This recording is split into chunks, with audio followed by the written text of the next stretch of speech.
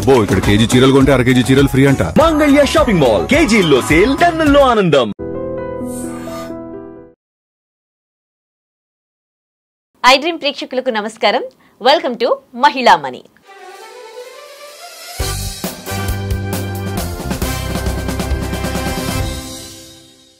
ఈ మహిళా money programme ద్వారా మహిళలు ఫైనాన్షియల్గా ఎలాంటి ప్లానింగ్స్ చేసుకోవాలి, అసలు ఫైనాన్షియల్ ప్లానింగ్ అంటే ఏంటి, ఇది ఏ విధంగా యూజ్ అవుతుంది, అసలు మహిళలకు ఫైనాన్షియల్ ప్లానింగ్ ఎంతవరకు అవసరం, దీనికి సంబంధించి మేము సలహాలు సూచనలు అందివ్వడం జరుగుతుంది. మరి ఇవాల్టి మన మహిళా మనీ గెస్ట్ వడ్లమణి రాజేశ్వరి గారు ఉన్నారు, ఫైనాన్షియల్ సర్టిఫైడ్ గోల్ ప్లానర్. మాట్లాడదాం. నమస్తే అండి. నమస్తే మా. So welcome to our studio అండి. Thank you. సో మహిళలు చాలామంది అంటే రకరకాల భిన్న మనస్తత్వాలు ఉంటాయి. కొంతమంది భర్తలు సంపాదిస్తున్నారనుకోండి, అన్నీ వాళ్ళే చూసుకుంటారు, ఎందుకు మనకు సేవింగ్స్ అని అనుకుంటారు. కొంతమంది మాత్రం చాలా పొదుపు చేస్తూ ఉంటారు. పొదుపు చేస్తారు, గల్లాలో వేయడం, చిట్టీలో వేయడం చేస్తూ ఉంటారు, కానీ వాళ్ళకు సరైన ఒక ప్లానింగ్ ఉండదు. అంటే చిన్న ఒక 1500 సంపాదించి 15,000 సంపాదించే ఉద్యోగిని దగ్గర నుంచి లక్షలు సంపాదించే వరకు కూడా అంటే సేవింగ్స్ ఉంటాయి, కానీ దానికి సంబంధించి ప్లానింగ్స్ ఉండవు కదా. సో ఫస్ట్ మనము బేసిక్ శాలరీ ఉన్న వాళ్ళని తీసుకుంటే సేవింగ్స్కి సంబంధించి మీరిచ్చే సలహాలు ఏంటి? ఓకే, సో బేసిక్ నుంచి స్టార్ట్ చేద్దాం. బేసిక్గా ఒకనకప్పుడు ఆడవాళ్ళు ఓన్లీ ఇంట్లో పనులు చేసుకోవాలి, పిల్లల్ని చూసుకోవాలి, ఫ్యామిలీ మెంబర్స్ని చూసుకోవాలి అన్నదే ఒక కాన్సెప్ట్ ఉండేది. బట్ లేటర్ ఆన్ అమ్మాయిలు కూడా చదువుకోవాలి, ఇద్దరు అంటే పెళ్ళయ్యాక వైఫ్ అండ్ హస్బెండ్ ఇద్దరు కూడా సంపాదించుకుంటేనే ఫ్యామిలీ ఏమో ముందుకు వెళ్తుంది అన్న కాన్సెప్ట్ వచ్చింది. అండ్ ఇప్పుడు ఏంటంటే ఫ్యామిలీ ఫినాన్స్ కూడా చూసుకోవాలి. సో మీరు అన్నట్టు ఏంటంటే చాలామంది మా ఆయన సంపాదిస్తున్నారు కదా నాకెందుకు అని, అంటే ఇర్రెస్పెక్టివ్ ఆఫ్ వాళ్ళు జాబ్ వాళ్ళు అవనండి, లేకపోతే హోమ్ మేకర్ అవనండి, మా ఆయన అన్నీ చూసుకుంటారు అనేసి వీళ్ళు పట్టించుకోవట్లేదు. చాలామంది జాబ్ చేసేవాళ్ళు జాబ్ చేసినా కూడా వచ్చే శాలరీని తీసుకెళ్ళి తిన్నగా వాళ్ళ ఇంట్లో హస్బెండ్కి ఇచ్చేస్తారు. ఈ ఫినాన్స్ ఏదైతే ఉందో మీరు చూసుకోండి, నాకు సంబంధం లేదు అనేసి. ఓకే, ఇక్కడ నేను ఒకళ్ళని బ్లేమ్ చేయట్లేదు, ఆడవాళ్ళు అలాగే ఉన్నారు. ఎందుకంటే మా ఆయన చూసుకుంటారు, నేను జాబ్ నేను చెయ్యట్లేదు కదా నాకు ఎందుకు అని అనుకునే వాళ్ళు ఉన్నారు. నేను జాబ్ చేయడం నా పని, మిగతా విషయాలు ఏవైతే ఉన్నాయో ఫినాన్స్ అంతా కూడా మా ఆయన చూసుకుంటారు, నాకు సంబంధం లేదు, నేను సంపాదించి తెచ్చి పెట్టేస్తున్నాను, నెక్స్ట్ ఆయన బాధ్యత అంటారు. ఇలాంటి ఆడవాళ్ళు ఉన్నారు. కొంతమంది మగవాళ్ళు ఏంటంటే నేను సంపాదించి తెస్తా, నువ్వు ఇంట్లో ఉండి ఫ్యామిలీని చూసుకో, నీకు ఈ ఫినాన్స్ అవి నీకు అక్కర్లేదు అంటారు. ఈ విషయాలన్నీ నేను చూసుకోవడానికి ఉన్నాను అనేసి. సో అలాగా కొంతమంది ఏంటంటే ఆడవాళ్ళని ఇంటర్ఫేర్ చేయట్లేదు ఫినాన్షియల్ మ్యాటర్స్లోనే. అండ్ కొంతమంది ఏంటంటే వచ్చి కూర్చోమ్మా నాతో మాట్లాడు, కొంచెం నా సేవింగ్స్ ఏమున్నాయి, నా ఆదాయం ఎంత, నేను ఎంత ఖర్చు పెడుతున్నాను, నాకు లోన్స్ ఏమున్నాయి, నా లయబిలిటీస్ ఏంటి ఉన్నాయి నేను చెప్తాను అంటే కూడా ఆడవాళ్ళు వినడానికి లేదు, అవన్నీ నా సబ్జెక్ట్ కాదంటారు. మీకు ఒక చిన్న అంటే ఇది ఈనాటి నుంచి కాదు, మనకి మహాభారతం నుంచి కూడా ఒక చిన్న మీకు అందులోని ఇన్సిడెంట్స్ చెప్తా. అర్జున్ అండ్ సుభద్ర ఇద్దరు కూడా అభిమన్యు కడుపులో ఉన్నప్పుడు అర్జున్ ఏమో వచ్చి సుభద్రకి చెప్తున్నారు కదా చక్రవ్యూహాన్ని ఎలాగ మనం బ్రేక్ చెయ్యాలి అని. అప్పుడు సుభద్ర ఏంటి వింటూ వింటూ పడుకొని పోయింది ఆమె. అవును, ఓకే, పడుకొని పోవడం వల్ల అభిమన్యుకి సగమే తెలిసింది, మిగతాది తెలియలేదు.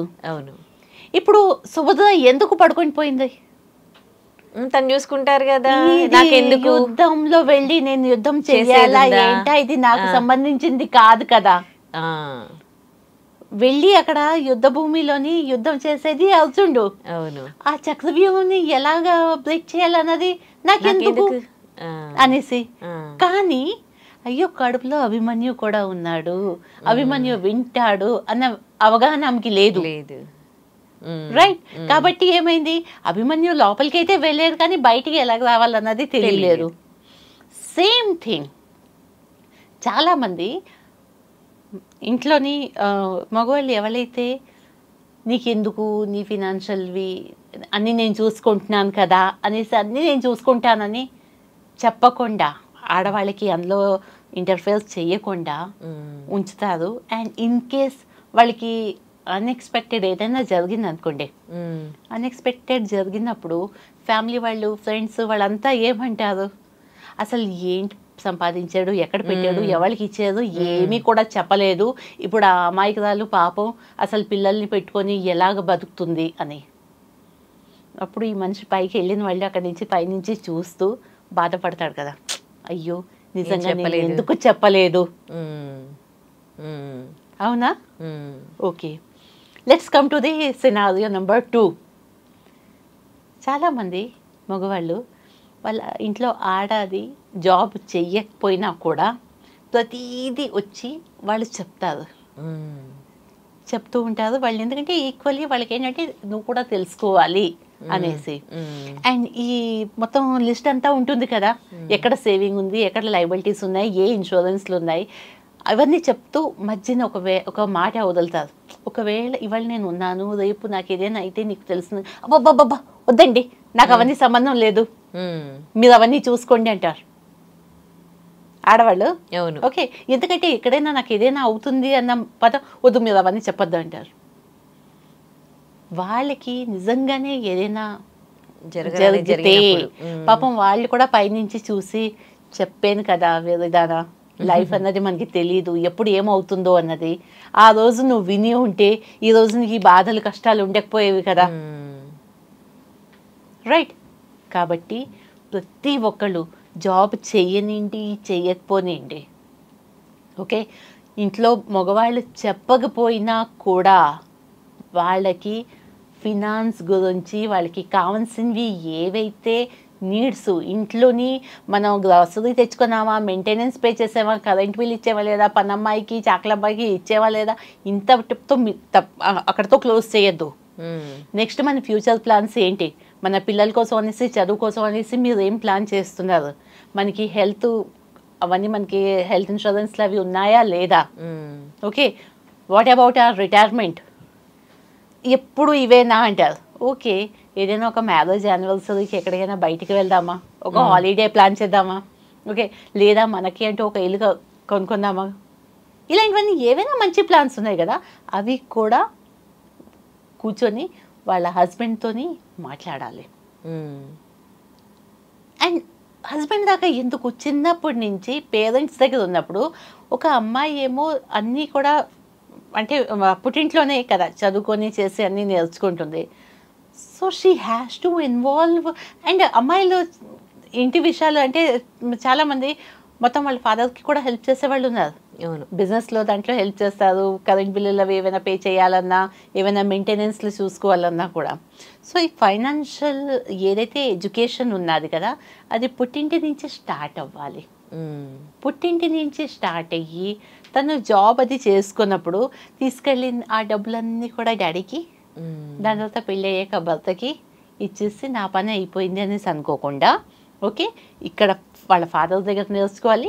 At the same time whatever her learning is there after marriage she has to share with her husband. And at the same time వాళ్ళు కూడా స్పౌస్ చెప్పింది కూడా వినాలి. So in that way they can improve their literacy in financial management. Okay, కాబట్టి ప్రతి ఒక్కరికి కూడా ముందు బేసిక్ అయితే చెప్పింది వినాలి. కరెక్ట్. అండ్ ఆడవాళ్ళకి చెప్పాలి. ఓకే, ఇదైతే నేను చెప్తా. Okay, thank you so much. వాళ్ళు ఎందుకు సేవ్ చేసుకోవాలి, ఎలా ఉండాలి అనే దానికి సంబంధించి మంచి సజెషన్స్ ఇచ్చారు. Thank you so much.